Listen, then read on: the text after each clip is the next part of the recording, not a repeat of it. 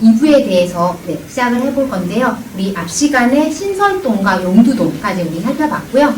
지금은 제기동부터 한번 살펴보도록 하겠습니다. 제기동은 제사를 지내던 자리, 그 터라는 데서 이제 비롯한 이름이고요.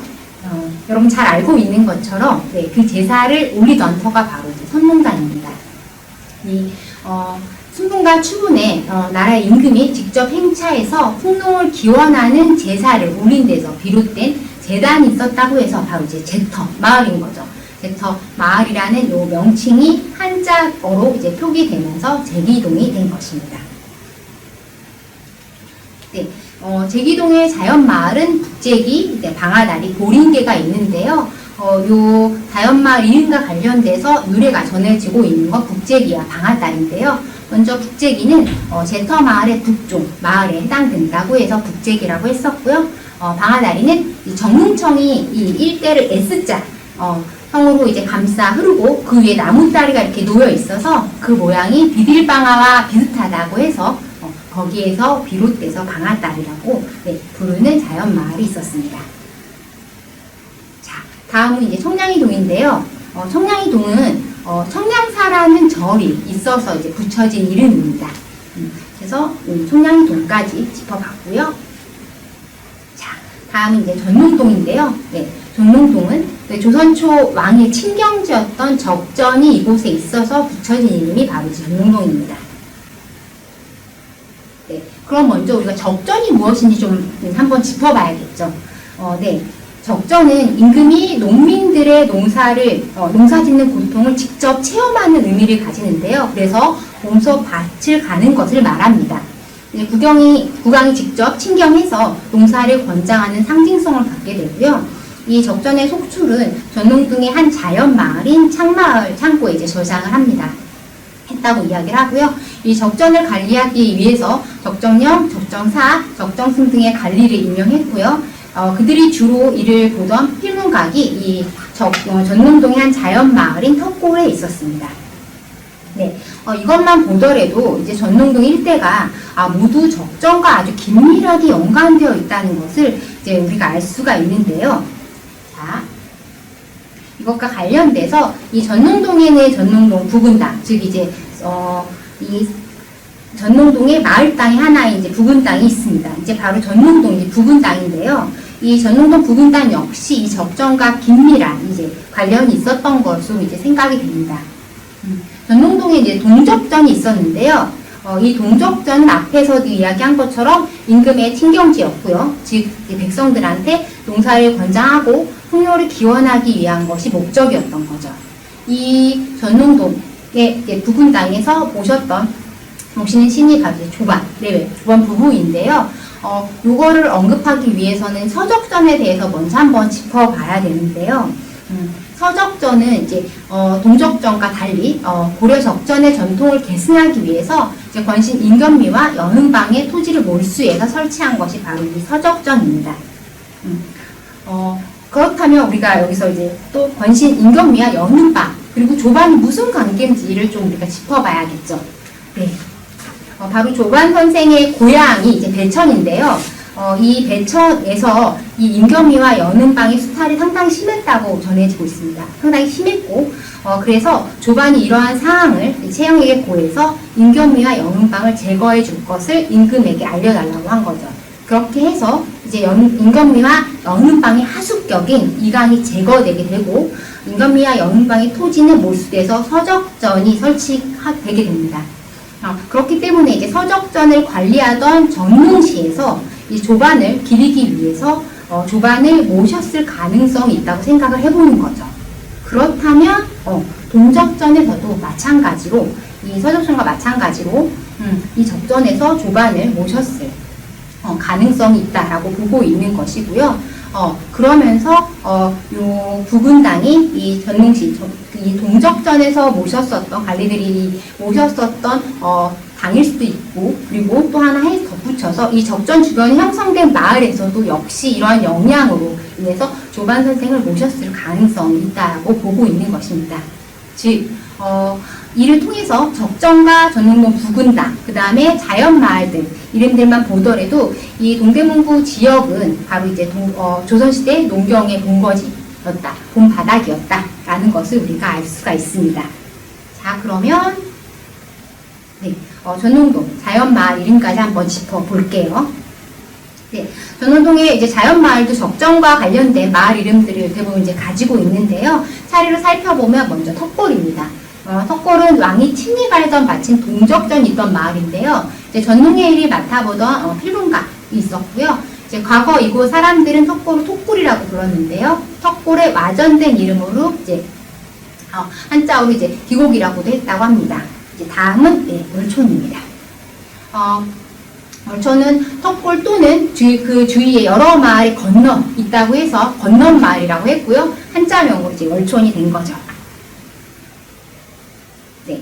그리고 이제 창마을인데요. 창마을은 아까 잠깐 언급한 것처럼 턱골에서 나온 곡식을 저장하던 창고가 있어서 창마을이 됐고요. 여기에 있는 곡식은 종묘, 제사에서 사용했습니다. 그래서 창마을, 창말, 창촌이라고도 했고요. 네, 다음 궁촌입니다. 네, 궁촌은 조선시대 때 활을 쏘던 활터가 있어서 활터 마을이라고 했고요. 다음 성넘어인데요. 네, 성 너머에 있었다. 데서 이제 유래했고요. 그래서 성넘어 말, 성외동이라고도 했습니다. 다음 이제 셋말인데요. 셋말은 사인마을, 네, 간촌이라고 했는데 여기에 변해서 셋말로도 불렀습니다. 네, 6번째 마을이죠. 네, 답심리동입니다. 답심리동과 관련돼서는 3가지 유래가 전해지고 있는데요. 한번 차례대로 살펴볼게요. 가장 먼저 조선 초 무학대사가 도읍지를 정하려고 이것을 밟았다고 해서 밟은 답에 찾을 심자를 써서 답심리라고 이야기가 답심리였다라는 이야기가 첫 번째 이야기고요. 이하고 달리 도성바 즉 이제 성저심리 즉 아까 우리가 언급한 동대문으로부터 10리 정도 떨어진 곳이라고 해서 이제 왕심리와 같이 답심리라고 했다는 이야기가 있습니다. 그리고 이제 마지막은 세 번째 이야기는요. 청계천 하류 지역이라 이제 논이죠. 이게 심리벌 같이 넓어서 이제 답심리가 되었다는 이야기가 있습니다. 이제 하나의 마을, 동일한 이름인 거죠. 동일한 이름에 대해서 서로 다른 이야기들이 이제 유래로서 전해지고 있는데요. 하나의 마을이 형성될 때 다양한 영향들이 있었다라고 볼 수도 있고요. 이 마을이 지금까지 이어지면서 다양한 영향관계에 놓여 있었다라는 것들로도 해석을 해볼 수가 있을 것 같습니다. 그 다음에 이제 답심리동의 자연마을에 대해서 한번 짚어보도록 하겠습니다. 네, 답심리의 자연마을은 원마을, 넘어마을, 운마을이 있는데요. 차례대로 살펴보면 먼저 원마을입니다. 원마을은 답심리동에서 제일 먼저 생긴 마을이라고 이제 붙은 이름인데요. 그래서 뒤에 나오는 넘어마을, 운마을 모두 다 이 원마을을 기준으로 해서 마을 이름들이 형성되어 있습니다. 넘어마을은 원마을에서 서산을 넘어다닌다고 해서 넘어마을이라고 했고요. 이제 운마을은 원마을보다 위쪽에 있는 마을이라고 해서 운마을이라고 했다고 합니다. 원마을이 기준이 된다는 것을 우리가 알 수가 있는데요. 그래서 원마을을 중심으로 다른 마을의 이름이 정해진 것을 보더라도 원마을이 중심이구나 라는 것을 알 수가 있습니다. 특히 이 원마을에는 이 답심리 원마을에 이제 마을 땅이 장영당이 있는데요. 마을당이 이제 원마을에 있다는 것만 보더라도 이제 원마을이 마을들의 중심이었다는 것을 우리가 알 수가 있습니다. 자, 우리 답심리동까지 살펴봤고요. 그 다음 7번째는 장안동입니다.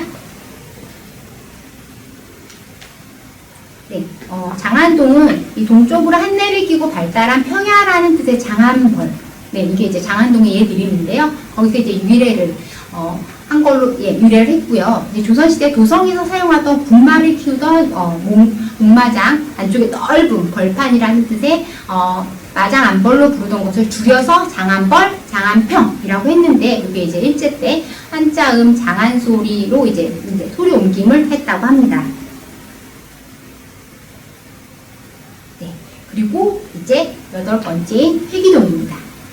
회기동은 이제 천장산 기슭, 회기동 산 5번지에 있었던 연산군의 생모, 패비 윤씨의 묘소, 회묘에서 연유를 했는데요.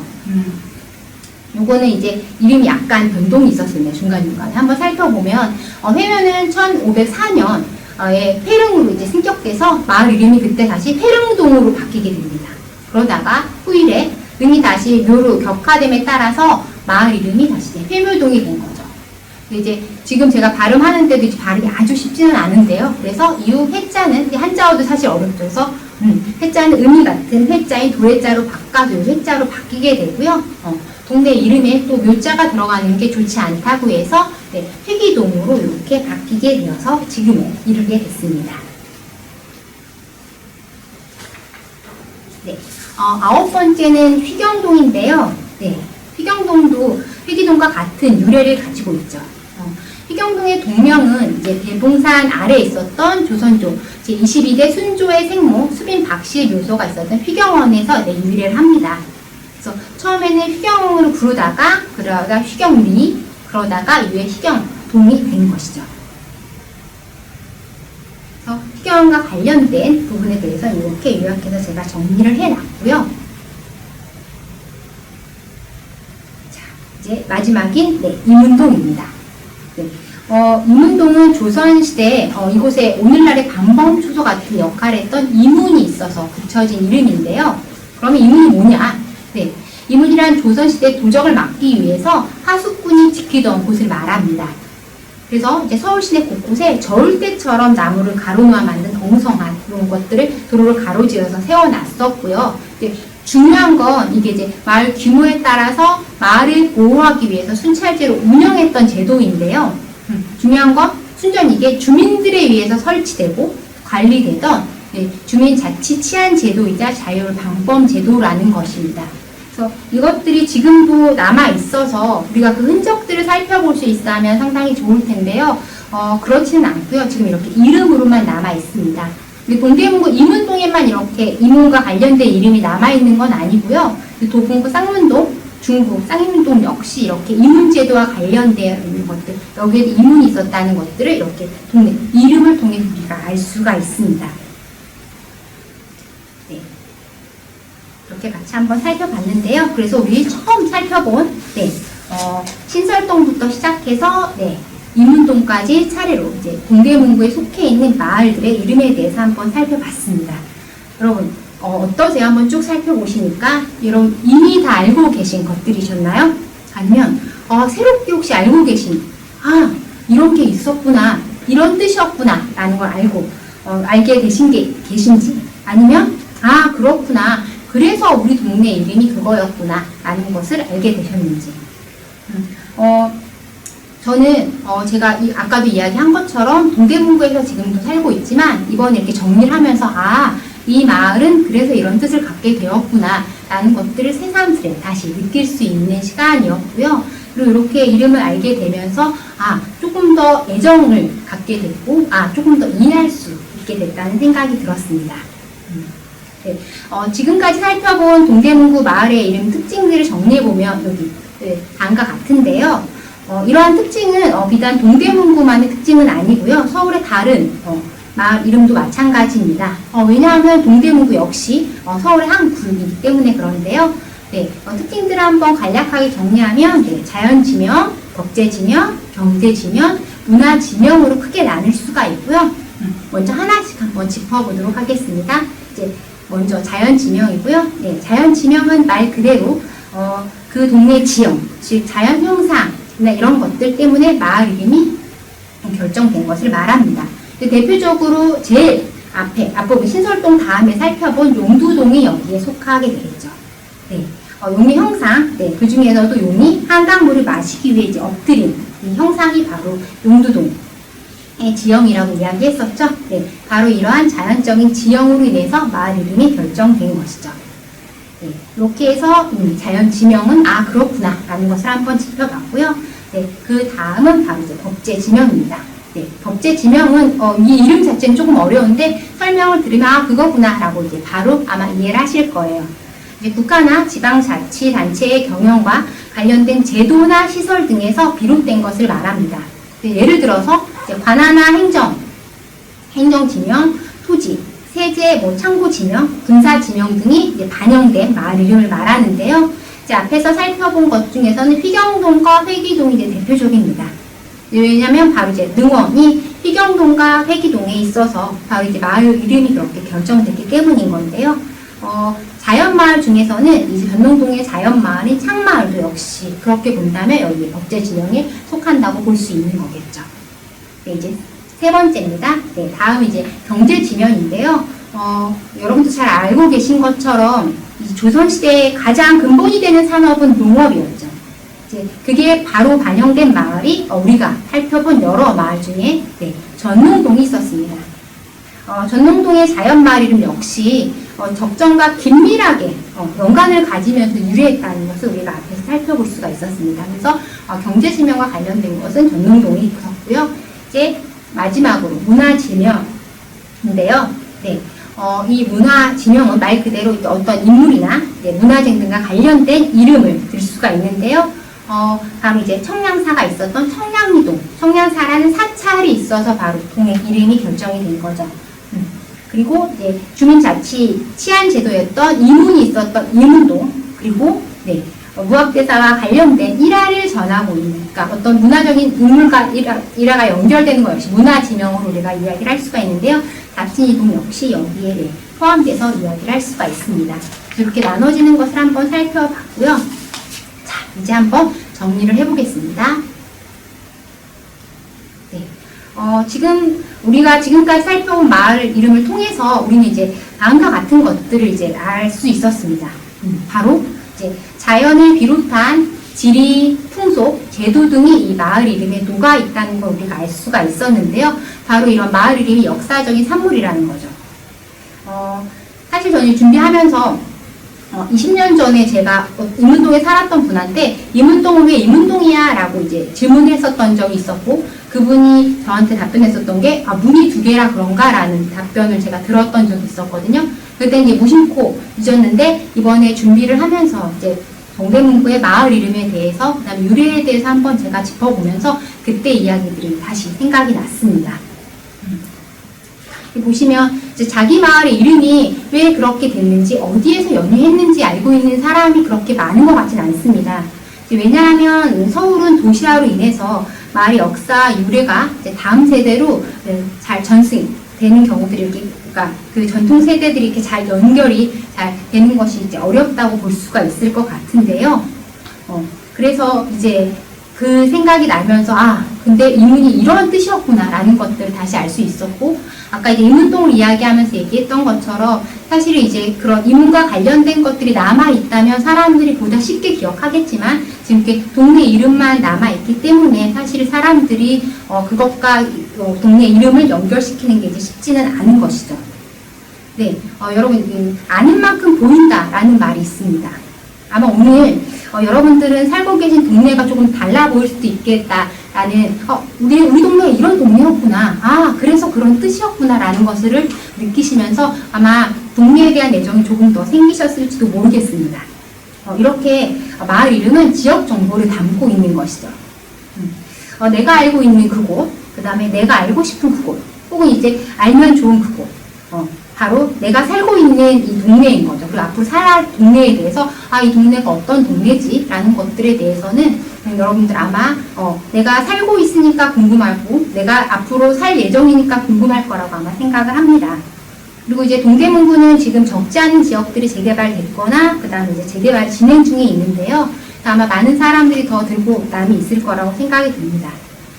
그래서 내가 사는 곳이 이래서 이 이름이구나, 이런 역사를 가지고 있었구나, 이런 이야기를 품고 있구나 라는 것들을 알게 된다면 내가 살고 있는, 그리고 살 공간에 대한 애정이 좀 더 생기지 않을까 라는 생각을 해봤습니다. 이 이야기를 왜 하냐면 제가 정리를 하면서 제가 동대문구에 대한, 그 다음에 제가 살고 있는 곳에 대한 애정이 조금 더 생겼고, 그래서 그렇구나 라는 것들을 느낄 수 있는 좋은 시간이었기 때문에 그렇습니다. 네, 그러면 마을 이름을 이렇게 정리하는 것으로 오늘 강의는 마치고요. 네, 함께 해주셔서 감사합니다.